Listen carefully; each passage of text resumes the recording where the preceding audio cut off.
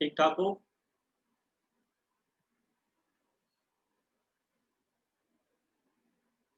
चलो बाकी दे student recorded lecture देख लेंगे। ਆਪਾਂ स्टार्ट करते हैं। ਤਾਂ लास्ट टाइम बच्चे मैं एक कंसैप्ट करवाया सीगा आइसोलेटेड सिस्टम ਦਾ, ਜਿਹਦੇ ਵਿੱਚ ਅਸੀਂ ਪੜਿਆ ਸੀਗਾ कि अगर एक्सटर्नल फोर्स जो सिस्टम ते है वो जीरो होवे दैन जो एक्सेलरेशन है सेंटर ऑफ मास दी वो जीरो हुंदी है। अगर acceleration of centre of mass zero होएगी दैन जिहड़ी velocity of centre of mass constant.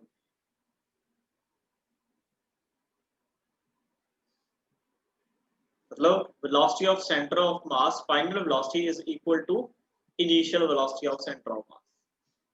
ਤੇ ਮੈਂ ਇਹਦੇ ਵਿੱਚ ਇਹ ਵੀ ਦੱਸਿਆ ਸੀਗਾ कि अगर initial velocity of centre of mass for example 0 है तो final velocity of centre of मास भी कितनी होती है 0। ठीक है जी, ध्यान से रहना कंसेप्ट सारा। यस ओके हाँ जी जैस्मीन जी, ये ਅਸੀਂ लास्ट टाइम पढ़िया ਸੀਗਾ कि अगर एक्सटर्नल फोर्स 0 ਹੁੰਦੀ है दैन एक्सेलरेशन जो सेंटर ऑफ मास है 0 ਹੁੰਦੀ है ਤੇ जो the centre of mass the velocity है कांस्टेंट ਹੁੰਦੀ है। दैट मींस जो फाइनल वेलोसिटी है centre of mass the final velocity वो इनिशियल वेलोसिटी ਦੇ बराबर होती है। कि इनिशियल वेलोसिटी अगर सिस्टम ਦੀ 0 है centre of mass the final velocity भी की है 0 होती है। ਜਿਹਦੇ ਲਈ मैं ਤੁਹਾਨੂੰ ਇੱਕ एग्जांपल ਕਰਵਾਈ ਸੀਗੀ कि अगर साडे कोले दो की पॉइंट मास ऑब्जेक्ट्स ने जिहदा एक दा मास सी कंसीडर कीता सी m, एक दा कीता सीगा 2m। ठीक है जी, ये आपां कैसी अपनी इंटरनल फोर्सेस करके एक दूसरे वाले इंटरेक्शन शो कर रहे हैं। सपोज इन्हां दा सेंटर ऑफ मास आपां नूं गिवन है भी इस पोजीशन ते है ते आपां नूं गिवन सी बच्चे भी सेंटर ऑफ जिहड़ी मास दी जिहड़ी इनिशियल वेलोसिटी वो 0 है। तो इस कंसेप्ट के अकॉर्डिंग दी वेलोसिटी आपां देखी सी सेंटर ऑफ मास दी फाइनल वेलोसिटी भी कितनी होगी 0 होगी। इधरों सपोज ये u1 वेलोसिटी नाल आ रहा सी, इधरों ये u2 नाल आ रहा सीगा। तो ये किहड़े पॉइंट ते जाके मीट करते हैं तो असीं ये कंसेप्ट पढ़िया सीगा कि अगर दो पॉइंट साइज ऑब्जेक्ट होण जिन्हां दा centre of mass at rest होवे तां जिहड़ियां ओह पॉइंट मासेस ने उन्हां दे सेंटर ऑफ मासेस ते जाके की करदियां ने कोलाइड करदियां ने ते सानू वो सेंटर ऑफ मास दी जिहड़ी पोजीशन है इस नूं ओरिजिन मान के सानू वो कैलकुलेट कर लेनी चाहिए है ते सानू ये पता लग जाए पार्टिकल कितने डिस्टेंस से जाके की कर रहे हैं कोलाइड हो रहे हैं। ठीक है जी, ते ये डिस्टेंस अपन गिवन सी r ते ये डिस्टेंस ले ਅਸੀਂ ਲਿਖਿਆ ਜੀ x2 ਇਹਦਾ ਫਾਰਮੂਲਾ ਮੈਂ ਲਿਖਿਆ ਸੀ ਵੀ x1 is equal to अब ਇੱਥੇ ਕੀ ਸੀਗਾ 2m into r upon m plus 2m। ਇਹ ਫਾਰਮੂਲਾ ਮੈਂ ਤੁਹਾਨੂੰ ਗੱਲ ਕਰਵਾ ਕੇ ਆਇਆ ਸੀ, याद है ना? तो yes sir very good. Next एक ਅਸੀਂ ਅੱਜ ਹੋਰ ਜਿਹੜਾ ਕੀ ਹੈ प्रॉब्लम डिस्कस ਕਰਨ ਜਾ ਰਹੇ हैं। अगर ਸਾਡੇ ਕੋਲੇ ਜਿਹੜੀ ਕੀ ਹੈ मासेस ने पॉइंट साइज ना हो for non point size masses ਤਾਂ ਅਸੀਂ ਕੀ ਕਰਾਂਗੇ? ਇਹਦੀ ਬਹੁਤ ਇੱਕ ਸਿੰਪਲ ਜੀ ਟੈਕਨੀਕ ਤੁਹਾਨੂੰ ਮੈਂ ਦੱਸੂਗਾ। देखो सपोज करो भी ये तुहाडे कोल एक स्फीयर शेप का एक बॉडी है, एक तुहाडे कोल बॉडी होर है स्फीयर शेप। ठीक है जी, ते इन्हां दोनों दे विचकार कुछ ना कुछ की है डिस्टेंस। ध्यान नाल सुनियो, बहुत सौखा गा। सपोज इहदा मास हैगा m ते इस ब्लॉक का मास हैगा सपोज 4m। ठीक है जी, ते जो इस स्फीयर का रेडियस है वो हैगा r ते जो इस स्फीयर का बच्चे जिहड़ा रेडियस है दैट इज 2r। इहदा जिहड़ा सेंटर है बच्चे ये सेंटर हैगा c1, ये हैगा दा सेंटर c2। आपां नूं पता है जिहड़ा स्फीयर हुंदा है ओहदा जिहड़ा सेंटर ऑफ मास है बिल्कुल ओहदे सेंटर ते हुंदा है। जे बच्चे मैं इस c1 नूं इस बॉडी का फर्स्ट बॉडी का जे मैं कहा भी c1 की है, c1 हैगा centre of mass of first body. इनू असी फर्स्ट बॉडी कहता, इनू असी सेकंड बॉडी कहता। ते C2 की है, C2 suppose centre of mass of second body. तो सेंटर ऑफ मास केड़ा पॉइंट हुंदा, सेंटर ऑफ मास एक अजिहा पॉइंट हुंदा जिथे सारा सारा मास कंसंट्रेट होया। ਇਹਦਾ मतलब मैं कह सकता है कि ਜਿਹੜਾ ਇਹ m है, m मास है, ये सारा m मास इस सेंटर ते कंसंट्रेटेड है ਤੇ ਜਿਹੜਾ ਇਹ 4m मास है इस सेंटर ते कंसंट्रेटेड है। ਹੁਣ एक चीज समझो, ਜਦੋਂ दो स्फीयर्स ਜਿਹੜੇ पॉइंट साइज नहीं ਹੁੰਦੇ ਬੱਚੇ, ਉਹ ਆਪਸ ਜਦੋਂ ਕੋਲਾਈਡ ਕਰਨਗੇ, ਕੀ ਤੁਸੀਂ ਮੰਨਦੇ ਹੋ ਵੀ ਉਹਨਾਂ ਦੇ ਸੈਂਟਰ ਆਪਸ ਚ ਕੋਲਾਈਡ ਕਰਨਗੇ? अगर कोई दो बॉल्स ने, ठीक है, बॉल्स आपस में कोलाइड जो करदियां ने, कि तुसी मानते हो सेंटर टू सेंटर आपस दे विच की है कोलाइड करदे हैं, ਜਾਂ ਉਹਨਾਂ ਦੇ ਸਿਰਫ ਸਰਫੇਸ, ਜਿਹੜੇ ਉਹਨਾਂ ਦੇ ਸਰਫੇਸ ਨੇ ਉਹ ਸਰਫੇਸ ਆਪਸ ਦੇ ਵਿੱਚ ਕੋਲਾਈਡ ਕਰਦੇ ਆ? ਕੀ ਲੱਗਦਾ ਹੈ सर सेंटर ਤਾਂ ਨਹੀਂ ਕਰਨਗੇ ਜੀ। सेंटर ਤਾਂ ਨਹੀਂ ਕਰਦੇ, ਵੈਰੀ ਗੁੱਡ। मतलब ਜਿਹੜੇ ਉਹਨਾਂ ਦੇ ਸਰਫੇਸ ਹੋਣਗੇ, मतलब ਇਸ ਬਾਲ ਦਾ ਸਰਫੇਸ, ਠੀਕ ਹੈ, ਇਧਰੋਂ ਇਸ ਬਾਲ ਦਾ ਸਰਫੇਸ, ਉਹਨਾਂ ਦੇ ਸਰਫੇਸ ਕੀ ਹੈ ਆਪਸ ਦੇ ਵਿੱਚ ਕੀ ਹੈ ਕੋਲਾਈਡ ਕਰਦੇ ਆ। ਤਾਂ ਇਹੋ ਜਿਹੇ ਕੁਐਸਚਨਸ ਨੂੰ ਕਰਨ ਦਾ ਸਿੰਪਲ ਤਰੀਕਾ ਮੈਂ ਤੁਹਾਨੂੰ ਦੱਸਦਾ ਕੀ ਕਰਨਾ ਹੈ। ਦੇਖੋ ਇਹਦਾ मतलब मैं कह सकता भी ਜਿਹੜਾ 4m ਵਾਲਾ ਮਾਸ ਹੈ, ਇਹਦਾ ਆਹ ਵਾਲਾ ਜਿਹੜਾ ਸਰਫੇਸ ਹੈ ਤੇ ਇਸ m ਵਾਲੇ ਦਾ ਇਹ ਵਾਲਾ ਜਿਹੜਾ ਸਰਫੇਸ ਹੈ, ਇਹ ਆਪਸ ਦੇ ਵਿੱਚ ਕੀ ਹੈ ਕੰਟੈਕਟ ਚ ਆਉਣਗੇ। ਜਦੋਂ ਕੋਲੀਜਨ ਹੋਊਗੀ ਇਹ ਆਪਸ ਚ ਕੰਟੈਕਟ ਚ ਆਉਣਗੇ। ਤਾਂ ਤੁਸੀਂ ਬੱਚੇ ਕੀ ਕਰਨਾ ਹੈ, ਦੇਖੋ ਸ਼ਾਰਟ ਟ੍ਰਿਕ ਦੱਸਦੇ ਆ। ਜਿਹੜਾ ਮਾਸ ਹੋਊਗਾ ਟੋਟਲ, ਜਿਹੜਾ ਆਪਾਂ ਸੈਂਟਰ ਆਫ ਮਾਸ ਤੇ ਅਸਿਊਮ ਕੀਤਾ ਸੀ, ਉਹਨੂੰ ਤੁਸੀਂ ਇਸ ਪੁਆਇੰਟ ਤੇ ਸ਼ਿਫਟ ਕਰ ਲਓ, ਆਪਣੇ ਵੱਲੋਂ ਅਸਿਊਮ ਕਰ ਲਓ। मतलब मैं एक एक्सिस बना लेना है,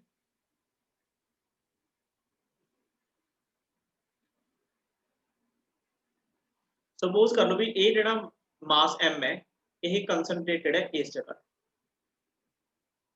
ते ये 4m मास है जेड़ा कंसंट्रेटेड है इस। तो ਇਹਦੇ ਨਾਲ ਬੱਚੇ ਕੀ ਹੋਊਗਾ, ਜਿਹੜੀ ਇਹ ਨॉन पॉइंट साइज बॉडीज ने ना, ਇਹ ਸਾਡੇ ਲਈ ਕੀ ਬਣ ਗਿਆ ਇੱਕ पॉइंट साइज बॉडीज।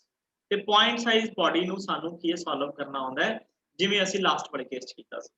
ਤਾਂ ਇਹਦੇ ਵਿੱਚ ਆਪਾਂ ਨੂੰ ਗਿਵਨ ਹੈਗਾ ਡਿਸਟੈਂਸ, ਆਪਾਂ ਇਹ ਮੰਨ ਲਓ ਵੀ ਇਹਦੇ ਸੈਂਟਰ ਤੋਂ ਲੈ ਕੇ ਇਹਦੇ ਸਰਫੇਸ ਤੱਕ ਦਾ ਜਿਹੜਾ ਡਿਸਟੈਂਸ ਹੈ ਉਹ ਸਪੋਜ਼ ਆਪਾਂ ਨੂੰ ਦਿੱਤਾ ਹੋਇਆ ਹੈ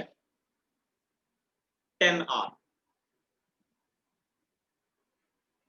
10r, ਠੀਕ ਹੈ ਜੀ। ਤਾਂ ਤੁਸੀਂ ਮੈਨੂੰ ਦੱਸ ਸਕਦੇ ਹੋ ਇਹਨਾਂ ਦੋ ਜਿਹੜੇ ਪੁਆਇੰਟ ਸਾਈਜ਼ ਮਾਸਿਸ ਹੋ ਗਏ, ਇਹਨਾਂ ਦੇ ਵਿਚਕਾਰ ਦਾ ਡਿਸਟੈਂਸ ਕਿੰਨਾ ਹੋਊਗਾ?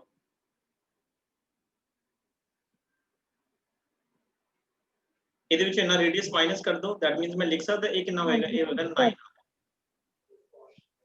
ਤੇ ਜੇ ਅਸੀਂ ਟੋਟਲ ਡਿਸਟੈਂਸ, ਵੈਸੇ ਲੋਡ ਹੈ ਨਹੀਂ ਉਹਦੀ, ਚਲੋ ਜੇ ਆਪਾਂ ਨੂੰ ਲਿਖਣਾ ਪੈ ਜੇ ਟੋਟਲ ਸੈਂਟਰ ਟੂ ਸੈਂਟਰ ਜਿਹੜਾ ਡਿਸਟੈਂਸ ਆ ਬੱਚੇ ਦੋਨਾਂ ਦੇ, ਉਹ ਕਿੰਨਾ ਹੈਗਾ? ਦੇਖੋ r a ਹੋ ਗਿਆ 10, ਉਹਦੇ ਚ 2r, ਹਾਂ very good, 12 very good, very ਬਹੁਤ ਅੱਛਾ, 12r। ਤਾਂ ਦੇਖੋ ਇਹ ਵਾਲੇ ਮਾਸ ਨੂੰ ਨਾ मैं ਇੱਥੇ ਲਿਖ ਲੈਣਾ ਤਾਂ ਕਿ ਅਸੀਂ ਪੁਆਇੰਟ ਸਾਈਜ਼ ਨੂੰ ਬਣਾ ਕੇ ਕੀ ਸੋਲਵ ਕਰ ਲਈ। m ਹੋ ਗਿਆ, ਅੱਛਾ ਇਹ 4m ਨੂੰ ਮੈਂ ਇੱਥੇ ਲਿਖ ਲਿਆ 4m, ਠੀਕ ਹੈ ਜੀ। ਇਹਦੇ ਵਿਚਕਾਰ ਦਾ ਡਿਸਟੈਂਸ ਆਪਾਂ ਨੂੰ ਪਤਾ ਹੈ ਕਿੰਨਾ ਹੈ, 9r। ਦੇਖੋ ਜੋ ਪਹਿਲਾਂ ਅਸੀਂ ਕੁਐਸਚਨ ਕਰਕੇ ਆਏ ਸੀ ਉਹ ਕੁਐਸਚਨ ਬਣ ਗਿਆ।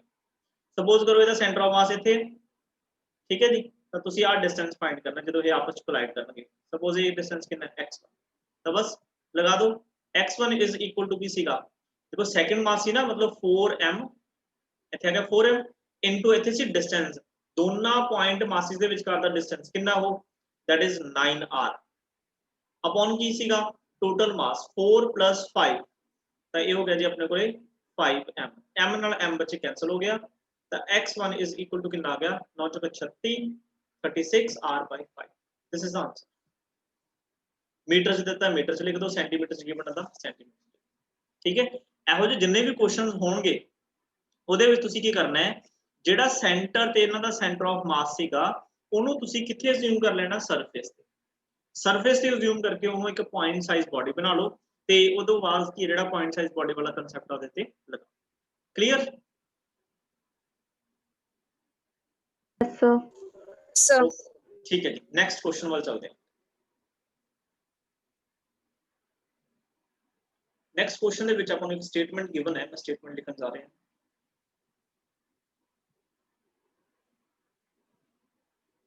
ਕਹਿੰਦੇ a particle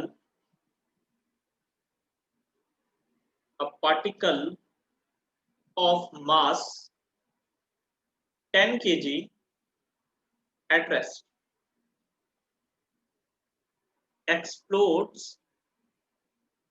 explodes in 3 fragments।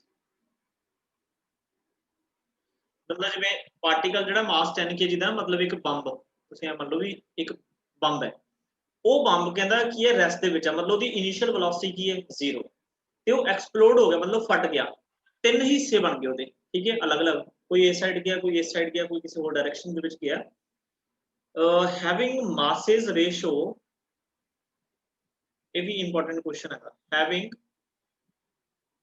mass ratio 1:1:3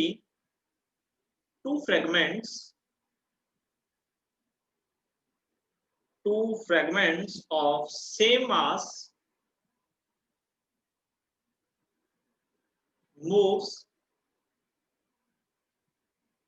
in perpendicular direction ਕਹਿੰਦੇ ਉਹਦੇ ਵਿੱਚ ਆਪਾਂ ਨੂੰ ਮੈਂਸ਼ਨ ਕਰਤਾ ਕਿ ਜਿਹੜੀਆਂ ਦੋ ਫ੍ਰੈਗਮੈਂਟਸ ਨੇ ਮਤਲਬ ਦੋ ਹਿੱਸੇ ਨੇ ਸੇਮ ਮਾਸ ਦੇ ਉਹ ਕਹਿੰਦੇ ਇੱਕ ਦੂਸਰੇ ਤੋਂ ਪਰਪੈਂਡੀਕੂਲਰ ਜਾ ਰਹੇ ਨੇ मतलब ਜੇ ਮੈਂ ਤੁਹਾਨੂੰ ਕਹਾ ਵੀ ਇੱਕ ਪਾਰਟੀਕਲ ਇੱਧਰ ਜਾ ਰਿਹਾ ਤਾਂ ਦੂਸਰਾ ਡੈਫੀਨਿਟਲੀ ਕਹਿੰਦੇ ਇੱਧਰ ਜਾ ਰਿਹਾ ਅਗਰ ਇਹਦਾ ਮਾਸ m ਹੈ ਤਾਂ ਇਹਦਾ ਮਾਸ ਵੀ ਕਹਿੰਦੇ ਕੀ ਹੈ m ਹੀ ਹੋਏਗਾ ਇਹ ਆਪਾਂ ਨੂੰ ਗਿਵਨ ਕਰਤਾ with velocity ਕਿੰਨੀ velocity ਦੇ ਨਾਲ with velocity 3 meter per second and 4 meter per second any velocity ਨਾਲ ਜਾ ਰਹੇ ਨੇ ਠੀਕ ਹੈ ਜੀ find velocity of third fragment ਕਹਿੰਦਾ ਜਿਹੜਾ ਇਹ ਤਾਂ ਦੋ ਹਿੱਸੇ ਦਾ ਬਣ ਗਿਆ ਜਿਹੜਾ ਤੀਸਰਾ ਸਪੋਜ਼ ਥਰਡ ਨੂੰ ਤੁਸੀਂ ਇਸ ਸਾਈਡ ਭੇਜ ਦਿਓ ਆ ਥਰਡ ਮਾਸ ਹੈ ਠੀਕ ਹੈ ਆ ਥਰਡ ਮਾਸ ਹੈ ਕਹਿੰਦੇ ਇਹਦੀ ਵੈਲੋਸਿਟੀ ਫਾਈਂਡ ਕਰੋ ਇਹਦੀ ਵੈਲੋਸਿਟੀ ਤੁਹਾਨੂੰ ਕਹਿੰਦੇ ਵੀ ਇਹਦੀ ਵੈਲੋਸਿਟੀ ਮੰਨ ਲਓ 3 ਮੀਟਰ ਪਰ ਸੈਕਿੰਡ ਹੈ ਇਹਦੀ ਵੈਲੋਸਿਟੀ 4 ਮੀਟਰ ਪਰ ਸੈਕਿੰਡ ਹੈ ਕਹਿੰਦੇ ਇਹਦੀ ਕਿੰਨੀ ਵੈਲੋਸਿਟੀ ਹੋਊਗੀ ਇੱਕ ਦੱਸਣਾ ਸੀ ਦੂਸਰਾ ਸਾਨੂੰ ਕੀ ਕੀ ਹੈਗਾ ਕਹਿੰਦੇ energy released in this process बहुत ही वधिया क्वेश्चन हैगा ते बहुत ही इंपॉर्टेंट भी क्वेश्चन देखो एक साडे कोल बॉम्ब सीगा मतलब एक पार्टिकल है जिहदा मास 10 kg है इधर दिखा दा मैं आ 10 kg दा एक पार्टिकल सीगा ਇਹਦੇ ਵਿੱਚ ਜਦੋਂ ਐਕਸਪਲੋਜ਼ਨ ਹੋਇਆ ਇਹਦੇ ਵਿੱਚੋਂ ਤਿੰਨ ਪਾਰਟੀਕਲਸ ਨਿਕਲ ਗਿਆ ਦੇਖੋ ਮੈਂ ਤਿੰਨ ਪਾਰਟੀਕਲਸ ਦਿਖਾਤੇ ਸਪੋਜ਼ ਇਹ ਪਾਰਟੀਕਲ ਨੰਬਰ m1 ਇਹ ਪਾਰਟੀਕਲ ਨੰਬਰ m2 ਇਹ ਪਾਰਟੀਕਲ ਨੰਬਰ m3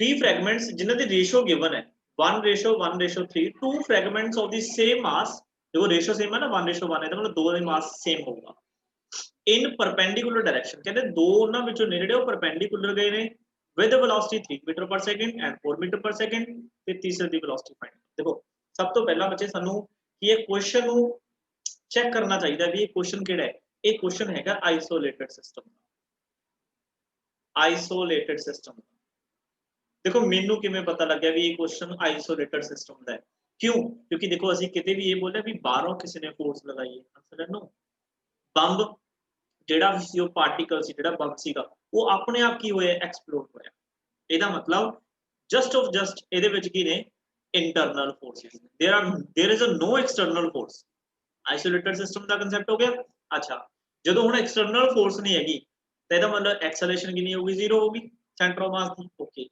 ਤਾਂ ਉਹਦੀ ਵੈਲੋਸਿਟੀ ਕੀ ਹੋਊਗੀ ਕਾਂਸਟੈਂਟ ਹੋਊਗੀ ਤੇ ਇੱਕ ਤੁਹਾਨੂੰ ਮੈਂ ਸਪੈਸ਼ਲ ਕੇਸ ਲਾਸਟ ਤੇ ਕਰਵਾਇਆ ਸੀ ਮੋਮੈਂਟਮ ਕੀ ਰਹਿੰਦਾ ਹੈ ਮੋਮੈਂਟਮ ਕੀ ਰਹਿੰਦਾ ਹੈ ਬੋਲੋ ਮੋਮੈਂਟਮ ਕੀ ਰਹਿੰਦਾ ਹੈ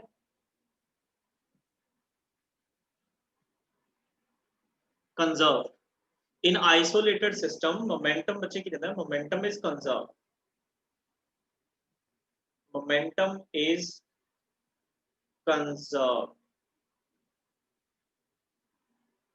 बस ਤੁਸੀਂ ਇੱਥੇ ਜਸਟ ਕੀ ਕਹਿਣਾ ਵੀ law of conservation of momentum ਲਓ ਜਿਹਨੇ law of conservation of momentum ਲਗਾਤਾ ਸਮਝ ਲਓ ਉਹਨੇ ਕਿ ਇਹਦੀ velocity find ਕਰ ਲਈ ਦੇਖੋ ਮੈਂ ਥੋੜੀ ਡਾਇਗਰਾਮ ਇਹਨੂੰ ਦੁਬਾਰਾ ਦਿਖਾਉਣਾ ਤਾਂ ਆਪਣੇ ਕੋਲੇ ਕੀ ਸੀਗੇ ਜਿਹੜਾ ਇੱਕ ਪਾਰਟੀਕਲ ਸੀਗਾ 10 kg ਦਾ ठीक है, ਉਹਦੀ रेशो गिवन है 1:1:3, मतलब m1 ratio m2 ratio m3 ਤੇ टोटल मास कितना ਆਪਾਂ ਨੂੰ ਦਿੱਤਾ ਹੋਇਆ 10 kg।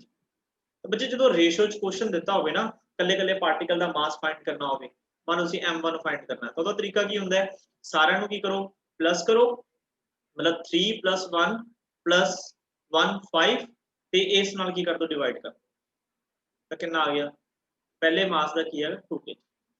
टोटल मास ਨੂੰ ਜਿਹੜੀ ਵੀ ਉਹਦੀ ਰੇਸ਼ੋ ਦਿੱਤੀ ਉਹਦੇ ਸਮ ਦੇ ਬਰਾਬਰ ਨਾਲ ਕੀ ਕਰ ਦੋ डिवाइड कर दो।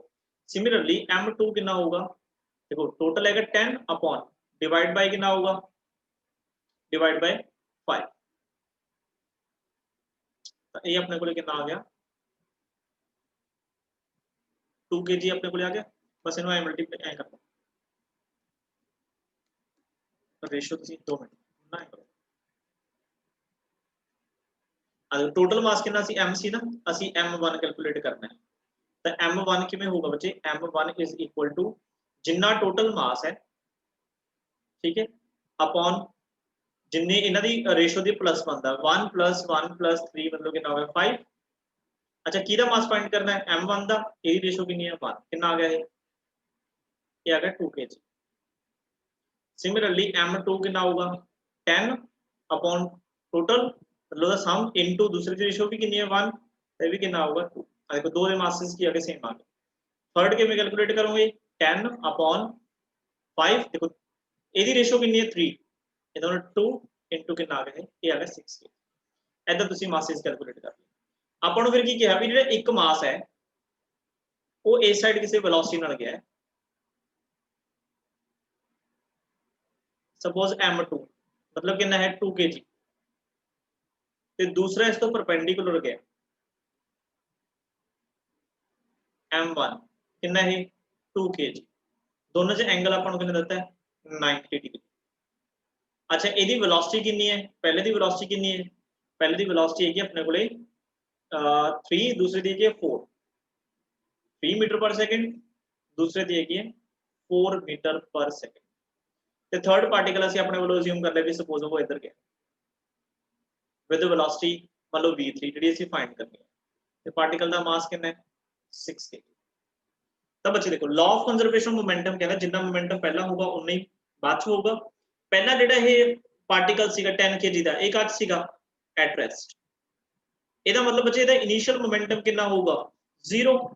ਤਾਂ ਲਾਅ ਆਫ ਕੰਜ਼ਰਵੇਸ਼ਨ ਮੋਮੈਂਟਮ ਕਹਿੰਦਾ p initial is equal to p final, initial अगर 0 तो फाइनल भी कितना होना चाहिए 0। फाइनल 0 कदों होएगा, देखो एक फ्रैगमेंट इधर जा रहा है एक फ्रैगमेंट इधर जा रहा है, इधर साइड दोनों का की निकलूगा रिजल्टेंट, ये रिजल्टेंट जिहड़ा मोमेंटम होगा ते इस मोमेंटम का जिहड़ा रिजल्टेंट है उन्हां दोनों नूं मिला के मतलब वो दोनों इक्वल होने चाहिए ने, जदों इक्वल होणगे ते ऑपोजिट होणगे आपस कैंसल आउट हो जाणगे ते मोमेंटम कितना हो जाऊगा 0। तो ਅਸੀਂ बच्चे इन्हां दोनों की इत्थों की एक रिजल्टेंट वैल्यू कैलकुलेट करांगे, रिजल्टेंट मोमेंटम इस साइड, ठीक है जी। तो इनू मैं लिख लेना इधरों सपोज मोमेंटम p1 लिख इनू pr लिख लेना, p रिजल्टेंट, रिजल्टेंट मोमेंटम। तो रिजल्टेंट बच्चे ਤੁਹਾਨੂੰ ਕੱਢਣਾ ਆਉਂਦਾ ਹੈ ਵੈਕਟਰ ਦੇ ਵਿੱਚ, ਤੁਹਾਨੂੰ ਮੈਂ ਦੁਬਾਰਾ ਦੱਸਦਾ ਸੀਗਾ, ਨਿਹਾਰਿਕਾ ਜੀ ਤੁਹਾਨੂੰ ਵੀ ਦੱਸਦਾ ਸੀ ਨਾ। ਤਾਂ ਜਿਹੜਾ p ਰਿਜ਼ਲਟੈਂਟ ਤੁਸੀਂ ਫਾਈਂਡ ਕਰੋਗੇ ਉਹਦੇ ਵਾਸਤੇ ਤੁਹਾਡੇ ਕੋਲ ਫਾਰਮੂਲਾ ਕੀ ਹੋਊਗਾ square root a square plus b square, ठीक है, जिन्हों मर्जी तुसी इनू a मान लो इनू b मान लो, बट मोमेंटम दा करना, मोमेंटम कितना मास इनटू वेलोसिटी, तो मास इनटू वेलोसिटी कितना आ गया 3 * 2 अगर मल्टीप्लाई करूंगा 6, तो 6 दा स्क्वायर प्लस इथे मास इनटू वेलोसिटी 4 2 * 8 8 दा square plus 2ab cos theta होंदा ना, थीटा बचे कितना 90 ते cos 90 कितना होंदा 0।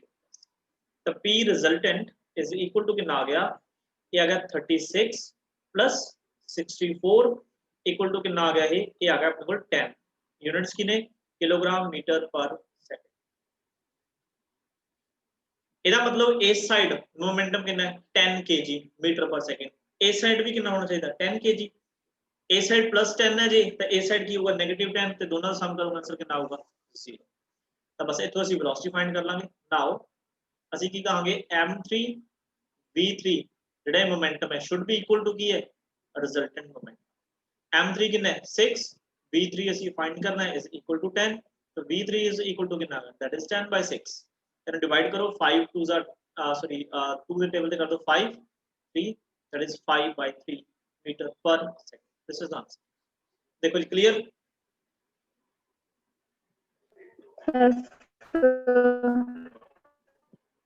ਤਾਂ ਆਈਸੋਲੇਟਡ ਸਿਸਟਮ ਦੇ ਵਿੱਚ ਬਹੁਤ ਸਾਰੇ ਕੁਐਸਚਨਸ ਬਣਦੇ ਆ, ਠੀਕ ਹੈ, ਤੁਸੀਂ ਇਹਨਾਂ ਨੂੰ ਬਸ ਧਿਆਨ 'ਚ ਰੱਖਣਾ ਹੈ। ਜਦੋਂ ਇੰਟਰਨਲ ਫੋਰਸਿਸ ਨੇ ਦੈਟ ਮੀਨਸ ਉਹ ਸਿਸਟਮ ਕੀ ਹੋਏਗਾ, ਆਈਸੋਲੇਟਡ ਸਿਸਟਮ ਹੋਏਗਾ। तो जी ਇਹਦੇ ਕੁਐਸਚਨਸ ਆਪਾਂ ਇਹਨੇ ਕੁਐਸਚਨਸ ਕਰ ਲਏ ਬਹੁਤ ਨੇ, ਠੀਕ ਹੈ। ਉਸ ਤੋਂ ਬਾਅਦ ਅਜੇ ਆਈਸੋਲੇਟਡ ਸਿਸਟਮ ਦੇ ਵਿੱਚ ਹੀ ਪੜ੍ਹਦੇ ਆ। ਆਈਸੋਲੇਟਡ ਸਿਸਟਮ ਦੇ ਵਿੱਚ ਇੱਕ ਜਿਹੜਾ ਟੌਪਿਕ ਹੁੰਦਾ ਬੱਚੇ ਉਹ ਹੁੰਦਾ ਹੈ gun bullet system. Gun bullet system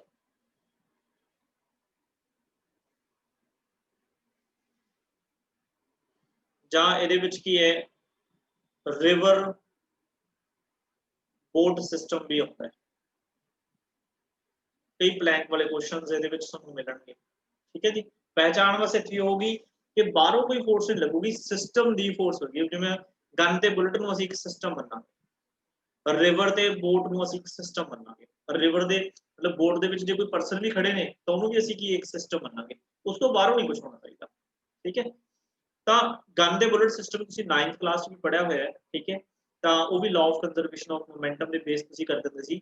ਪਹਿਲਾਂ ਮੈਂ ਸਿੰਪਲ ਉਹ ਦੱਸੂਗਾ, ਫਿਰ ਉਸ ਤੋਂ ਬਾਅਦ ਅਸੀਂ ਥੋੜਾ ਜਿਹਾ ਐਡਵਾਂਸ ਵੀ ਚੱਲਾਂਗੇ। ਤਾਂ ਗਨ ਬੁਲਟ ਸਿਸਟਮ ਦੇ ਵਿੱਚ ਬੱਚੇ ਕੀ ਹੈ ਕਿ ਸਪੋਜ਼ ਕਰੋ ਕਿ ਤੁਹਾਡੇ ਕੋਲ ਗਨ ਹੈ, ਠੀਕ ਹੈ ਜੀ। ਇਹਦੇ ਵਿੱਚ ਕੀ ਇੱਕ ਬੁਲਟ ਹੈ ਇਸ ਤਰੀਕੇ ਨਾਲ। ਤਾਂ ਸਪੋਜ਼ ਕਰੋ ਜਿਹੜਾ mg ਕੀ ਹੈ ਇਹ ਮਾਸ ਆਫ ਗਨ ਹੈ ਤੇ mb ਕੀ ਹੈ ਇਹ ਮਾਸ ਆਫ ਬੁਲਟ ਹੈ। ਤਾਂ ਸਟਾਰਟਿੰਗ ਦੇ ਵਿੱਚ ਬੱਚੇ ਅਗਰ ਅਸੀਂ ਦੇਖੀਏ ਜਿਹੜੀ ਬੁਲਟ ਹੈ ਐਂਡ ਗਨ ਹੈ ਇਹ ਕਾਦੇ ਵਿੱਚ ਨੇ ਐਟ ਰੈਸਟ। that means ਅਗਰ ਬੁਲਟ ਤੇ ਗਨ ਐਟ ਰੈਸਟ ਨੇ that means ਇਹਨਾਂ ਦਾ ਜਿਹੜਾ ਇਨੀਸ਼ੀਅਲ ਮੋਮੈਂਟਮ ਹੈ ਉਹ ਕਿੰਨਾ ਹੋਣਾ ਚਾਹੀਦਾ ਹੈ, ਉਹ ਹੋਣਾ ਚਾਹੀਦਾ 0, ਕਿਉਂਕਿ ਮੋਮੈਂਟਮ ਕੀ ਹੁੰਦਾ, ਮੋਮੈਂਟਮ ਦਾ ਮਾਸ ਇਨਟੂ ਵੈਲੋਸਿਟੀ। ਜਦੋਂ ਵੈਲੋਸਿਟੀ ਹੀ ਨਹੀਂ ਹੈਗੀ that means momentum 0 ਹੈ। then according to law of conservation of momentum, ਹੁਣ ਦੇਖੋ ਜਦੋਂ ਬੁਲਟ ਫਾਇਰ ਹੋਏਗੀ ਤਾਂ ਬਾਹਰੋਂ ਅਸੀਂ ਕੋਈ ਫੋਰਸ ਨਹੀਂ ਲਾ ਰਹੇ, ਸਿਰਫ ਗਨ ਦੀ ਫੋਰਸ ਕੀ ਹੈ ਬੁਲਟ ਤੇ ਲੱਗ ਰਹੀ ਹੈ, ਤੇ ਬੁਲਟ ਦੀ ਫੋਰਸ ਕਿਹਦੇ ਤੇ ਲੱਗ ਰਹੀ ਹੈ, ਗਨ ਤੇ ਲੱਗ ਰਹੀ ਹੈ। ਤੁਸੀਂ ਦੇਖਦੇ ਹੋ ਜਦੋਂ ਬੁਲਟ ਫਾਇਰ ਹੁੰਦੀ ਹੈ ਗਨ ਪਿੱਛੇ ਜਾਂਦੀ ਹੈ।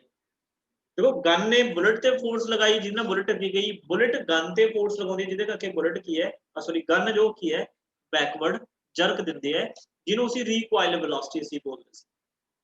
ਤਾਂ ਜਦੋਂ ਬੱਚੇ ਇਨੀਸ਼ੀਅਲ ਮੋਮੈਂਟਮ 0 ਹੈ ਤਾਂ ਲਾਅ ਆਫ ਕੰਜ਼ਰਵੇਸ਼ਨ ਮੋਮੈਂਟਮ ਕਹਿੰਦਾ ਹੈ ਵੀ p initial is equal to p final. Therefore ਅਸੀਂ ਕਹਿ ਸਕਦੇ ਹਾਂ ਫਾਈਨਲ ਮੋਮੈਂਟਮ ਵੀ ਕਿੰਨਾ ਹੁੰਦਾ ਹੈ 0, ਠੀਕ ਹੈ ਜੀ। ਜਦੋਂ ਬੁਲਟ ਇਸ ਤੋਂ ਬਾਹਰ ਆਏਗੀ मतलब जिवें इस गन दे विच ਜਦੋਂ ਬੱਚੇ फायरिंग होएगी, ਜਦੋਂ ਇਸ ਗਨ ਦੇ ਵਿੱਚੋਂ फायरिंग होएगी ਤਾਂ ਬੁਲਟ ਇਸ ਤਰੀਕੇ ਦੇ ਨਾਲ ਅੱਗੇ ਜਾਏਗੀ। ਸਪੋਜ਼ ਇਹਦੀ ਵੈਲੋਸਿਟੀ ਜਿਹੜੀ ਬੁਲਟ ਦੀ ਉਹ vb ਹੈ ਤੇ ਗਨ ਆਪਾਂ ਨੂੰ ਪਤਾ ਕਿੱਧਰ ਜਾਂਦੀ ਹੈ ਬੈਕਵਰਡ, ਤਾਂ vg ਕੀ ਹੈ ਵੈਲੋਸਿਟੀ ਆਫ ਗਨ, ਤੇ ਆਪਾਂ ਨੂੰ ਪਤਾ ਹੈ mg ਕੀ ਸੀ ਮਾਸ ਆਫ ਗਨ, ਠੀਕ ਹੈ ਜੀ, ਤੇ mb ਕੀ ਹੈ mass of bullet small b लिखो।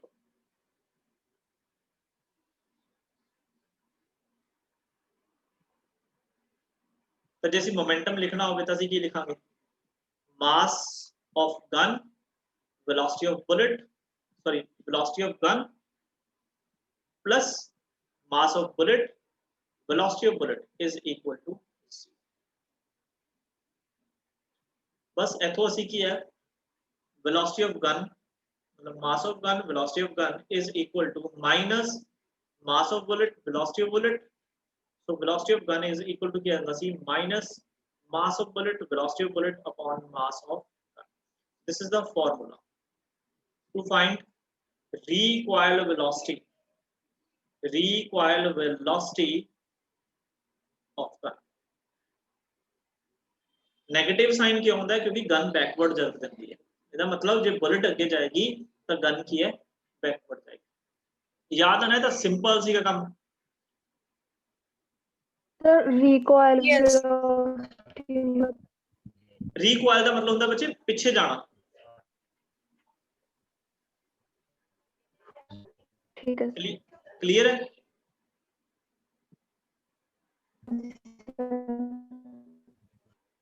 ਠੀਕ ਹੈ ਜੀ। ਤਾਂ ਹੁਣ ਅਸੀਂ ਥੋੜਾ ਜਿਹਾ ਇਹਦੇ ਵਿੱਚ ਨਾ ਕਨਸੈਪਟ ਨਵਾਂ ਐਡ ਕਰਨਾ ਹੈ।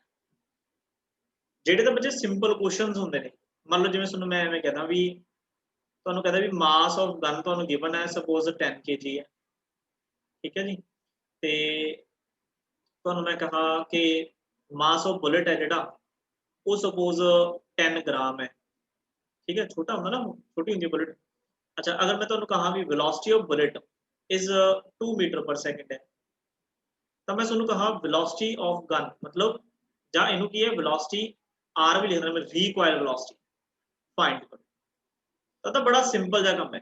ਤੁਸੀਂ ਆਹ ਫਾਰਮੂਲਾ ਲਗਾਉਣਾ, ਤੁਹਾਡੇ ਕੋਲ ਆਨਸਰ ਆ ਜਾਊਗਾ। ਮਤਲਬ ਤੁਸੀਂ ਕੀ ਕਰੋਗੇ, ਵੈਲੋਸਿਟੀ ਆਫ ਗਨ ਕਹਿ ਦਿਓ ਜਾਂ ਰੀਕੁਆਇਲ ਵੈਲੋਸਿਟੀ, ਮਤਲਬ ਜਦੋਂ ਬੁਲਟ ਅੱਗੇ ਜਾਂਦੀ ਹੈ ਗਨ ਪਿੱਛੇ ਜੋ ਜਾਂਦੀ ਹੈ, ਜਿਹਦੇ ਕਰਕੇ ਜੇ ਕਈ ਵਾਰ ਸਾਨੂੰ ਕੀ ਹੈ ਸਾਡਾ ਜਿਹੜਾ ਮਤਲਬ ਮੋਢਾ ਹੁੰਦਾ ਨਾ, ਆਪਾਂ ਕੀ ਬੋਲਦੇ ਇਹਨੂੰ, ਇਹ ਆਪਣਾ ਕੀ ਹੈ ਫ੍ਰੈਕਚਰ ਆ ਜਾਂਦਾ, ਠੀਕ ਹੈ ਜੀ। ਤਾਂ ਇਕੁਅਲ ਟੂ ਫਾਰਮੂਲਾ ਤੁਹਾਡੇ ਕੋਲ ਹੈਗਾ, ਦੇਖੋ ਮਾਈਨਸ ਮਾਸ ਆਫ ਬੁਲਟ ਤੁਹਾਨੂੰ ਪਤਾ 10 ਗ੍ਰਾਮ ਹੈ ਨਾ, ਤਾਂ ਕਾਜ ਕਨਵਰਟ ਕਰਨਾ ਪੈਣਾ kg ਚ, 10 ਬਾਈ ਕੀ ਕਰਨਾ ਪਊਗਾ 1000, कैंसल। तो ये होगा जी 1/100। अच्छा, वेलोसिटी ऑफ बुलेट कितनी है 2 है, अपॉन मास ऑफ गन मतलब कितना 10। तो recoil velocity the gun the velocity कितनी आ गई -2 अपॉन 1000, ठीक है। तो रिकॉइल वेलोसिटी 0.002 मीटर पर सेकंड, बहुत घट होती है ते बुलेट दी बहुत ज्यादा। तो ਇਹਦਾ ਸਿੰਪਲ ਕੁਐਸਚਨ ਹੈ। ਹੁਣ ਨਾ ਇਹਦੇ ਵਿੱਚ ਇੱਕ ਨਵੀਂ ਚੀਜ਼ ਸਾਨੂੰ ਕੀ ਕੁਐਸਚਨਸ ਦੇਣਗੇ, ਤੁਹਾਨੂੰ ਕਹਿਣਗੇ ਮਾਸ ਆਫ ਗਨ ਮੰਨ ਲਓ ਹੈਗਾ 10 kg ਤੇ ਮਾਸ ਆਫ ਬੁਲਟ ਹੈਗਾ ਸਪੋਜ਼ 10 ਗ੍ਰਾਮ।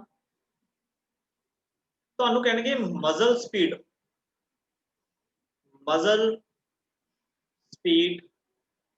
ਜਾਂ ਮਜ਼ਲ ਵੈਲੋਸਿਟੀ ਆਫ ਬੁਲਟ, ਸਪੋਜ਼ ਹੈਗੀ ਹੈ 2 मीटर पर second, then find velocity of gun ਜਾਂ recoil velocity of gun। ਤਾਂ ਬੱਚੇ ਤੁਸੀਂ as it is direct formula नहीं लगा सकते। मजल स्पीड ਜਾਂ मजल velocity अगर किते वर्ड लिखिया होवे ਤਾਂ ਅਸੀਂ ਇਹਨੂੰ ਥੋੜਾ ਜਿਹਾ ਸਾਨੂੰ ਸਮਝਣਾ ਪਊਗਾ ਵੀ ਕੀ ਇਹ ਕੁਐਸਚਨ ਦੀ ਮੈਂ ਸਪੇਸ ਛੱਡਦਾ ਇੱਥੇ, ਪਹਿਲਾਂ ਅਸੀਂ ਕਨਸੈਪਟ ਸਮਝਦੇ ਵੀ ਮਜ਼ਲ ਸਪੀਡ ਕੀ ਹੁੰਦੀ ਹੈ। What is the meaning of muzzle speed or muzzle velocity? देखो बहुत एक ना शॉर्टकट ਤੁਹਾਨੂੰ ਤਰੀਕਾ ਦੱਸੂਗਾ ਇਹਨੂੰ ਕੁਐਸਚਨਸ ਕਰਨ ਦਾ, ਬਸ ਇੱਕ ਵਾਰੀ मीनिंग ਕਲੀਅਰ ਹੋ ਜਾਏ ਤੁਹਾਨੂੰ। ਮਜ਼ਲ ਵੈਲੋਸਿਟੀ ਬੱਚੇ ਕੀ ਹੈ, ਵੈਲੋਸਿਟੀ ਆਫ ਬੁਲਟ। ਤੁਸੀਂ ਕਹੋਗੇ ਸਰ ਫਿਰ ਤਾਂ ਸੇਮ ਨਹੀਂ ਹੈ, ਪਰ ਅੱਗੇ ਵੀ ਸੁਣੋ, ਅੱਗੇ ਕੁਝ ਹੋਰ ਵੀ ਹੈਗਾ। Velocity of bullet with respect to gun, ਆ ਬੜੀ ਚੀਜ਼ ਇੰਪੋਰਟੈਂਟ। ਰਿਲੇਟਿਵ ਵੈਲੋਸਿਟੀ ਦਾ ਅਸੀਂ ਕਨਸੈਪਟ ਬੱਚੇ ਪੜਿਆ ਹੋਇਆ ਹੈ, 9th ਕਲਾਸ ਵੀ ਪੜਾਇਆ ਜਾਂਦਾ ਹੈ ਕਿ ਜਦੋਂ ਅਸੀਂ ਇੱਕ ਫਰੇਮ ਨੂੰ ਕਿਸੇ ਦੂਸਰੇ ਫਰੇਮ ਦੇ ਕਿਸੇ ਮੂਵਿੰਗ ਫਰੇਮ ਨੂੰ ਕਿਸੇ ਦੂਸਰੇ ਮੂਵਿੰਗ ਫਰੇਮ ਦੇ ਵਿਦ ਰਿਸਪੈਕਟ ਟੂ ਅਗਰ ਅਸੀਂ ਦੇਖਦੇ ਤਾਂ ਉਦੋਂ ਰਿਲੇਟਿਵ ਦਾ ਕਨਸੈਪਟ ਆਉਂਦਾ। ਜਿਵੇਂ ਮੰਨ ਲਓ ਅਸੀਂ ਲਾਸਟ ਵਾਲੇ ਕੁਐਸਚਨ ਦੇ ਵਿੱਚ ਮੈਂ ਤੁਹਾਨੂੰ ਇਹ ਕਿਹਾ ਸੀਗਾ ਕਿ ਜਿਹੜੀ ਵੈਲੋਸਿਟੀ ਆਫ ਬੁਲਟ ਹੈ 2 ਮੀਟਰ ਪਰ ਸੈਕਿੰਡ, ਇਹਦਾ ਮਤਲਬ ਤੁਸੀਂ ਗਰਾਊਂਡ ਤੋਂ ਦੇਖ ਰਹੇ ਹੋ। ਮਤਲਬ ਜੇ ਕੋਈ ਗਨ ਦੇ ਵਿੱਚੋਂ ਮਤਲਬ ਜਿਵੇਂ ਆ ਗਨ ਸੀਗੀ ਸਾਡੇ ਕੋਲੇ, ਠੀਕ ਹੈ, ਗਨ ਦੇ ਵਿੱਚੋਂ ਮਤਲਬ ਆ ਬੁਲਟ ਨਿਕਲੀ, ਇਹਦੀ ਸਪੀਡ ਹੈਗੀ 2 ਮੀਟਰ ਪਰ ਸੈਕਿੰਡ, ਤਾਂ ਤੁਸੀਂ ਇਹ ਗਰਾਊਂਡ ਤੇ ਖੜ ਕੇ ਆਬਜ਼ਰਵ ਕਰ ਰਹੇ ਹੋ ਵੀ ਇਹ ਇੰਨੀ ਸਪੀਡ ਨਾਲ ਜਾ ਰਹੀ ਹੈ। ਜੇ ਮੈਂ ਤੁਹਾਨੂੰ ਕਹਾਂ ਵੀ ਤੁਸੀਂ ਗਨ ਦੇ ਉੱਪਰ ਆ ਜਾਓ, ਵੀ ਗਨ ਦੇ ਉੱਪਰ ਖੜ ਕੇ ਦੇਖੋ, ਤਾਂ ਦੇਖੋ ਗਨ ਪਿੱਛੇ ਜਾਊਗੀ ਨਾ, ਗਨ ਪਿੱਛੇ ਜਾਊਗੀ ਬੁਲਟ ਅੱਗੇ ਜਾਊਗੀ, ਇਹਦਾ ਮਤਲਬ ਵੈਲੋਸਿਟੀ 'ਚ ਫਰਕ ਹੋਊਗਾ। ਤਾਂ ਜਿਹੜੀ ਮਜ਼ਲ ਸਪੀਡ ਹੈ, ਮਜ਼ਲ ਸਪੀਡ ਦਾ ਮਤਲਬ ਹੀ ਇਹ ਹੈ ਕਿ ਤੁਸੀਂ ਜੋ ਬੁਲਟ ਨੂੰ ਦੇਖ ਰਹੇ ਹੋ, ਜੋ ਬੁਲਟ ਦੀ ਵੈਲੋਸਿਟੀ ਦੇਖ ਰਹੇ ਹੋ, ਉਹ ਗਨ ਦੇ ਉੱਪਰ ਬੈਠ ਕੇ ਦੇਖ ਰਿਹਾ। ਹੁਣ ਦਿਮਾਗ 'ਚ ਹੁੰਦਾ ਵੀ ਸਰ ਗਨ ਦੇ ਉੱਪਰ ਕੌਣ ਬੈਠੂਗਾ ਨਾ, ਤਾਂ ਫਿਜ਼ਿਕਸ ਦੇ ਵਿੱਚ ਕੁਝ ਵੀ ਪੋਸੀਬਲ ਹੋ ਸਕਦਾ ਹੈ। ਠੀਕ ਹੈ ਜੀ, velocity of bullet with respect to gun ਹੈ। ਠੀਕ ਹੈ ਜੀ, ਤਾਂ ਮਜ਼ਲ ਸਪੀਡ ਦੇ ਵਿੱਚ ਹੋਰ ਵੀ ਨਾਮ ਨੇ। ਠੀਕ ਹੈ, ਜੇ ਮੈਂ ਲਿਖਿਆ velocity of bullet with respect to gun ਵੀ ਤੁਹਾਨੂੰ ਬੋਲ ਸਕਦੇ ਆ। ਠੀਕ ਹੈ, ਇਹਨੂੰ ਲਿਖਣ ਦਾ ਤਰੀਕਾ ਸਾਡੇ ਕੋਲ ਇਹ ਹੋ ਸਕਦਾ ਹੈ, velocity of bullet with respect to gun। b ਅਸੀਂ small लिखिए ना, तो मैं small लिखूंगा velocity of bullet with respect to gun। तो ਇਹਦਾ ਫਾਰਮੂਲਾ ਕੀ ਹੋਗਾ, velocity of bullet minus velocity of gun। ਇਹਨੂੰ ਅਸੀਂ ਵੈਕਟਰ ਫਾਰਮ ਚ ਲਿਖਣਾ ਹੈ। वो directions are very very important. आप ब्रैकेट हटाउणी है, ਤੁਸੀਂ हटाओ। ਇਹ ਤਰੀਕਾ ਹੁੰਦਾ ਬੱਚੇ ਰਿਲੇਟਿਵ ਵੈਲੋਸਿਟੀ ਲਿਖਣ ਦਾ। ਮੈਂ ਤੁਹਾਨੂੰ ਥੋੜਾ ਜਿਹਾ ਰਿਮਾਈਂਡ ਕਰਵਾ ਦਿੰਦਾ ਹੈ। ਰਿਲੇਟਿਵ ਵੈਲੋਸਿਟੀ ਦਾ ਕਨਸੈਪਟ ਅਸੀਂ ਕੀ ਲਿਖਦੇ ਸੀ। ਰਿਲੇਟਿਵ ਵੈਲੋਸਿਟੀ ਜਦੋਂ ਵੀ ਸਾਡੇ ਕੋਲੇ ਹੋਵੇ ਇਹ ਕਨਸੈਪਟ, ਮੰਨ ਲਓ ਕੋਈ ਇੱਕ ਕਾਰ ਹੈ, ਇਹ ਕਾਰ, ਇਹ 5 ਮੀਟਰ ਪਰ ਸੈਕਿੰਡ ਦੀ ਸਪੀਡ ਨਾਲ ਜਾ ਰਹੀ ਹੈ। ਇਹ ਕੋਈ ਕਾਰ B ਹੈ, ਇਹ ਵੀ ਬੱਚੇ 5 ਮੀਟਰ ਪਰ ਸੈਕਿੰਡ ਦੀ ਸਪੀਡ ਨਾਲ ਜਾ ਰਹੀ ਹੈ। ਤਾਂ ਜੇ ਮੈਂ ਤੁਹਾਨੂੰ ਕਹਾ ਵੀ velocity of A with respect to B ਮੈਨੂੰ ਦੱਸੋ, ਤਾਂ ਆਨਸਰ ਕਿੰਨਾ ਆਏਗਾ।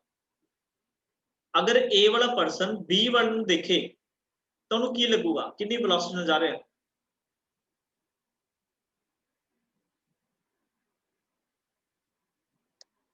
थोड़ा जिन लैंग्वेज में लिख देना है। अगर मैं ਤੁਹਾਨੂੰ ਕਹਾ velocity of A with respect to B, B ਦੇ with respect to A ਕਿੰਨੀ velocity ਨਾਲ ਜਾ ਰਿਹਾ ਹੈ।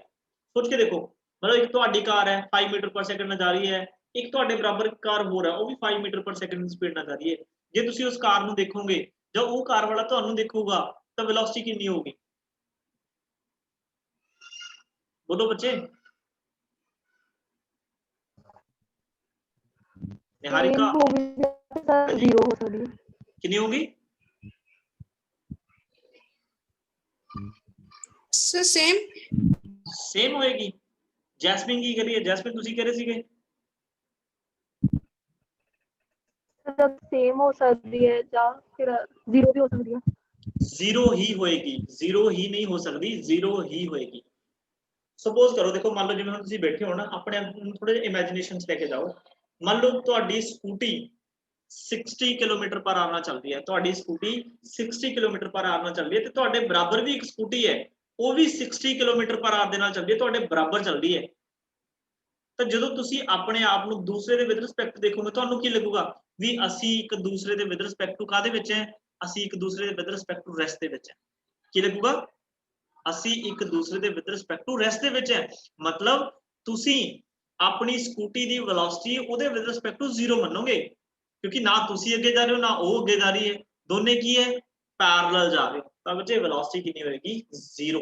ਉਹ ਕਿਵੇਂ ਆਈ, ਉਹ ਆਈ ਵੈਲੋਸਿਟੀ ਵੈਕਟਰ ਦੇ ਵਿੱਚ ਲਿਖਾਂਗੇ ਵੈਲੋਸਿਟੀ ਆਫ A ਫਾਰਮੂਲਾ ਹੁੰਦਾ ਮਾਈਨਸ ਵੈਲੋਸਿਟੀ ਆਫ B। ਤਾਂ ਇਹਦੇ ਵਿੱਚ ਕੀ ਹੈ 5 ਮਾਈਨਸ 5 ਇਕੁਅਲ ਟੂ ਕਿੰਨਾ ਆ ਗਿਆ ਸੀ। ਤਾਂ ਜਿਹੜੀ ਇਹ ਵੈਲੋਸਿਟੀ ਆਪਾਂ ਦੱਸੀ ਹੈ ਨਾ, ਇਹ ਵੈਲੋਸਿਟੀ ਕਿਹੜੀ ਹੁੰਦੀ ਹੈ, ਇਹ ਗਰਾਊਂਡ ਤੇ ਖੜਾ ਬੰਦਾ ਆਬਜ਼ਰਵ ਕਰ ਰਿਹਾ। ਗਰਾਊਂਡ ਤੇ ਖੜਾ ਬੰਦਾ ਤੁਹਾਨੂੰ ਦੇਖ ਰਿਹਾ ਵੀ ਤੁਹਾਡੀ ਸਕੂਟੀ 5 ਮੀਟਰ ਪਰ ਸੈਕਿੰਡ ਨਾਲ ਜਾ ਰਹੀ ਹੈ, B ਵਾਲੇ ਦੀ ਸਕੂਟੀ ਵੀ 5 ਮੀਟਰ ਪਰ ਸੈਕਿੰਡ ਨਾਲ ਜਾ ਰਹੀ ਹੈ। ਬਟ ਜਦੋਂ ਸਕੂਟੀ A ਵਾਲਾ B ਨੂੰ ਦੇਖਦਾ ਹੈ ਤੇ B ਵਾਲਾ A ਨੂੰ ਦੇਖਦਾ ਹੈ ਤਾਂ ਲੱਗਦਾ ਵੀ ਅਸੀਂ ਮੂਵ ਹੀ ਨਹੀਂ ਕਰ ਰਹੇ। ਦੈਟ ਮੀਨਸ ਤੁਹਾਡੀ ਰਿਲੇਟਿਵ ਵੈਲੋਸਿਟੀ ਕਿੰਨੀ ਹੈ, ਜ਼ੀਰੋ। ਸਮਝ ਆਈ ਗੱਲ। Yes sir. ਤਾਂ ਇਹ ਰਿਲੇਟਿਵ ਵੈਲੋਸਿਟੀ ਦਾ ਕਨਸੈਪਟ ਹੁੰਦਾ। ਅੱਛਾ, ਇਹਦੇ ਵਿੱਚ ਅਗਰ ਬੱਚੇ ਮੈਂ ਤੁਹਾਨੂੰ ਕਹਾ ਕਿ ਮੰਨ ਲਓ ਇੱਕ ਦੀ ਸਕੂਟੀ ਇੱਧਰ ਜਾ ਰਹੀ ਹੈ 5 ਮੀਟਰ ਪਰ ਸੈਕਿੰਡ ਦੇ ਨਾਲ A ਦੀ, ਤੇ ਦੂਸਰੀ ਦੀ ਕੀ ਹੈ ਉਸ ਤੋਂ ਆਪੋਜ਼ਿਟ ਆ ਰਹੀ ਹੈ 5 ਮੀਟਰ ਪਰ ਸੈਕਿੰਡ ਦੇ ਨਾਲ, ਫਿਰ ਰਿਲੇਟਿਵ ਵੈਲੋਸਿਟੀ ਕੀ ਹੋਊਗੀ, velocity of A with respect to B। ਤਾਂ ਬੱਚੇ ਦੇਖੋ A ਵਾਲੀ ਤਾਂ ਇੱਧਰ ਹੀ ਜਾ ਰਹੀ ਹੈ, B ਵਾਲੀ ਆਪੋਜ਼ਿਟ ਆ ਰਹੀ ਹੈ, ਮਤਲਬ ਉਹਦੀ velocity ਨੈਗੇਟਿਵ ਹੈ। ਤਾਂ ਮਾਈਨਸ ਫਾਰਮੂਲੇ ਦਾ ਹੁੰਦਾ ਹੈ, ਮਾਈਨਸ ਇਹਦੇ ਵਿੱਚ ਕੀ ਇਹ ਐਡ ਹੋ ਜਾਊਗਾ B। ਜੇ ਤੁਸੀਂ ਵੈਕਟਰ 'ਚ ਲਿਖੋਗੇ ਤਾਂ ਮਾਈਨਸ ਨਾ ਲਗਾਇਓ, ਬਾਅਦ ਦੇ ਵਿੱਚ ਅਸੀਂ ਵੈਲਿਊ ਪੁੱਟ ਕਰਦਾ। ਤਾਂ A ਦੀ velocity ਕਿੰਨੀ ਹੈ 5, B ਦੀ ਹੈਗੀ ਆਪੋਜ਼ਿਟ ਡਾਇਰੈਕਸ਼ਨ 'ਚ ਮਤਲਬ -5, ਤਾਂ ਆਨਸਰ ਆ ਜਾਏਗਾ 10 ਮੀਟਰ ਪਰ ਸੈਕਿੰਡ। ਤਾਂ ਹਮੇਸ਼ਾ ਇਹ ਗੱਲ ਧਿਆਨ ਰੱਖਿਓ, ਅਗਰ ਦੋ ਆਬਜੈਕਟ ਸੇਮ ਡਾਇਰੈਕਸ਼ਨ 'ਚ ਮੂਵ ਕਰ ਰਹੇ ਹੈ, ਤੁਸੀਂ ਉਹਨਾਂ ਦੀ ਰਿਲੇਟਿਵ ਵੈਲੋਸਿਟੀ ਫਾਈਂਡ ਕਰਨੀ ਹੈ ਤਾਂ ਉਹਨੂੰ ਮਾਈਨਸ ਕਰਨਾ। अगर दो ऑब्जेक्ट एक दूसरे ਨੂੰ क्रॉस कर रहे हैं, क्रॉस ਐ ਕਰ ਦਾਂਗੇ ਨਾ ਉਹਨਾਂ ਦੀ ਵੈਲੋਸਿਟੀਜ਼ ਨੂੰ ਕੀ ਕਰ ਦੋ ਐਡ ਕਰ। ਤੁਸੀਂ ਅਕਸਰ ਇਹ ਗੱਲ ਦੇਖਦੇ ਹੋ ਜਦੋਂ ਰੇਲਵੇ ਸਟੇਸ਼ਨ 'ਚ ਤੁਸੀਂ ਇਸ ਸੈਸ਼ਨ ਤੋਂ ਪਹਿਲਾਂ ਕੀ ਹੈ ਕਦੇ ਗਏ ਹੋਵੋਗੇ, ਜਦੋਂ ਤੁਹਾਡੀ ਟ੍ਰੇਨ ਰੁਕੀ ਹੁੰਦੀ ਹੈ ਤੇ ਨਾਲ ਵਾਲੀ ਟ੍ਰੇਨ ਚੱਲਦੀ ਹੁੰਦੀ ਹੈ ਤਾਂ ਤੁਹਾਨੂੰ ਕੀ ਅਪੀਅਰ ਹੁੰਦਾ ਵੀ ਤੁਹਾਡੀ ਟ੍ਰੇਨ ਚੱਲ ਰਹੀ ਹੈ, ਹੁੰਦਾ ਨਾ ਐਵੇਂ। ਕਿਉਂ ਹੋ ਰਿਹਾ? Because of relative velocity. ਜਦੋਂ ਉਹ ਟ੍ਰੇਨ ਅੱਗੇ ਵੱਲ ਚੱਲਦੀ ਹੈ ਤੁਹਾਨੂੰ ਇਹ ਲੱਗਦਾ ਤੁਹਾਡੀ ਟ੍ਰੇਨ ਕੀ ਹੈ, ਆਪੋਜ਼ਿਟ ਡਾਇਰੈਕਸ਼ਨ ਚੱਲ ਰਹੀ ਹੈ। क्लियर हो गया रिलेटिव वेलोसिटी का concept? Yes sir. Yes, same ही sir. चीज बच्चे, सेम ही चीज ये देखो मैं इथे भी लिखा वेलोसिटी ऑफ बुलेट, ਇਹਦਾ मतलब ਕੀ है ऊपर मैं लिखा हुआ है इधर velocity of bullet with respect to gun. Velocity of bullet फिर माइनस की करता वेलोसिटी ऑफ गन, मतलब जे ਅਸੀਂ वैल्यू पुट करनी ਪੈਗੀ गन ਦੀ वेलोसिटी बुलेट ਤੋਂ ਕੀ ਹੁੰਦੀ ਹੈ, ਆਪੋਜ਼ਿਟ ਹੁੰਦੀ ਹੈ ਨਾ। ਆ ਦੇਖੋ ਜਦੋਂ ਗਨ ਦੇ ਵਿੱਚੋਂ बुलेट ਬਾਹਰ ਜਾਏਗੀ, ਆ गन ਦੇ ਵਿੱਚੋਂ बुलेट ਜਦੋਂ ਬਾਹਰ ਜਾਏਗੀ ਤਾਂ बुलेट ਦੀ वेलोसिटी ਹੋਏਗੀ ਇਸ ਸਾਈਡ, गन ਦੀ वेलोसिटी ਹੋਏਗੀ ਤੋਂ ਆਪੋਜ਼ਿਟ। मतलब ਜੇ ਅਸੀਂ ਫਾਰਮੂਲੇ 'ਚ ਵੈਲਿਊ ਪੁੱਟ ਕਰਾਂਗੇ ਤਾਂ ਇਹਨੂੰ ਮੈਂ ਲਿਖ ਸਕਦਾ velocity of bullet with respect to gun is equal to velocity of bullet along x axis positive negative of negative velocity of gun. ਜਦੋਂ ਵੈਲਿਊਜ਼ ਪੁੱਟ ਕਰਨੀਆਂ ਨੇ ਫਿਰ ਤੁਸੀਂ ਉਦੋਂ ਪਲੱਸ ਮਾਈਨਸ ਕੇ ਯੂਜ਼ ਕਰਨੇ ਆ। ਵੈਕਟਰ ਦੇ ਵਿੱਚ ਚਾਹੇ ਐਜ਼ ਇਟ ਇਜ਼ ਲਿਖ ਦਿਓ, ਕੋਈ ਦਿੱਕਤ ਨਹੀਂ ਹੋਏਗੀ। ਤਾਂ ਮਜ਼ਲ ਸਪੀਡ ਜਾਂ ਮਜ਼ਲ ਵੈਲੋਸਿਟੀ ਦਾ ਜਦੋਂ ਕੁਐਸਚਨ ਆ ਜੇ ਤਾਂ ਅਸੀਂ ਐਜ਼ ਇਟ ਇਜ਼ ਕੁਐਸਚਨ ਨਹੀਂ ਕਰ ਸਕਦੇ, ਫਿਰ ਸਾਨੂੰ ਆ ਥੋੜਾ ਜਿਹਾ ਇਹਦੇ ਵਿੱਚ ਚੇਂਜ ਕਰਨਾ ਪਊਗਾ। ਕਿਉਂਕਿ ਸਾਡੇ ਕੋਲ ਜਿਹੜਾ ਫਾਰਮੂਲਾ ਹੈ, ਸਾਡੇ ਕੋਲ ਫਾਰਮੂਲੇ 'ਚ ਇੱਥੇ ਕੀ ਹੁੰਦਾ ਹੈ, ਇੱਥੇ ਹੁੰਦੀ ਸਾਡੇ ਕੋਲ velocity of bullet with respect to ground, but muzzle speed ਦਾ ਮਤਲਬ ਕੀ ਹੈ, velocity of bullet with respect to gun. ਤਾਂ ਜੇ ਮੈਂ ਇਸ ਫਾਰਮੂਲੇ ਨੂੰ ਦੁਬਾਰਾ ਲਿਖਾਂ, velocity of bullet with respect to gun is equal to किया गया है velocity of bullet minus velocity of gun. ध्यान रखियो बच्चे जे वेक्टर पा रहे हो ना ऊपर फिर माइनस साइन ना पायो, क्योंकि वेक्टर का मतलब हजे ਅਸੀਂ सिर्फ डायरेक्शंस कंसीडर करके चल रहे हैं, ਉਹਨੂੰ ਅਪਲਾਈ ਨਹੀਂ ਕੀਤਾ ਹੈਗਾ। ठीक है, ਤੇ ਇੱਥੋਂ ਜੇ ਅਗਰ ਤੁਸੀਂ वेलोसिटी ऑफ बुलेट ਤੁਸੀਂ ਕੈਲਕੂਲੇਟ ਕਰੋ ਤਾਂ ਕੀ ਆਊਗਾ, velocity of bullet with respect to gun plus ਇਹ ਉਧਰ ਜਾ ਕੇ ਕੀ ਹੋ ਜੂਗੀ वेलोसिटी। ਫਿਰ ਤੁਹਾਡੇ ਫਾਰਮੂਲੇ ਦੇ ਵਿੱਚ ਮਤਲਬ ਕੀ ਹੋਊਗਾ, चेंज। अच्छा अपन को ये पता ना मोमेंटम की रहता है conserve according to law of conservation of momentum. Initial momentum is equal to final momentum. अपन को पता है इनिशियल मोमेंटम का की है बुलेट गन का सिस्टम का जीरो ही होता है, क्योंकि किसी टाइम का रस्ते में होगी, देयरफॉर इन्हां दा फाइनल मोमेंटम भी कितना होगा, जीरो। तो फाइनल मोमेंटम ਅਸੀਂ ਲਿਖ ਲੈਣੇ ਕੀ ਆਊਗਾ, ਦੇਖੋ ਮਾਸ of gun velocity of gun ਜਾਂ ਇਹਨੂੰ ਰੀਕੁਆਇਲ ਵੈਲੋਸਿਟੀ ਤੁਸੀਂ ਲਿਖ ਸਕਦੇ ਹੋ ਵੈਕਟਰ ਦੇ ਵਿੱਚ, ਫਿਰ ਪਲੱਸ ਮਾਸ ਆਫ ਬੁਲੇਟ। ਹੁਣ ਦੇਖੋ ਵੈਲੋਸਿਟੀ ਆਫ ਬੁਲੇਟ ਫਿਰ ਇਹ ਪੁੱਟ ਹੋਊਗੀ ਕਿ ਮਜ਼ਲ ਸਪੀਡ ਗਿਵਨ ਹੈ, ਤਾਂ velocity of gun bullet with respect to gun plus velocity of gun is equal to 0।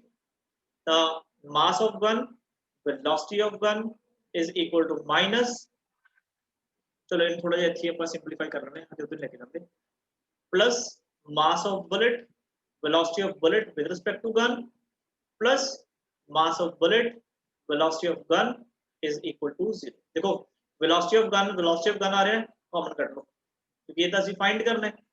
तो mass of gun plus mass of bullet की हो गया, प्लस हो गया, ते जिहड़ी आ बाकी दी टर्म इहनूं इधर चक लियो, ते आ गया minus mass of bullet velocity of bullet with respect to gun. तो बच्चे जो इहनूं सॉल्व असीं करांगे तो velocity of gun is equal to क्या होगा, minus mass of bullet velocity of bullet with respect to gun upon mass of gun plus की है mass of bullet. This is the formula, this is the formula.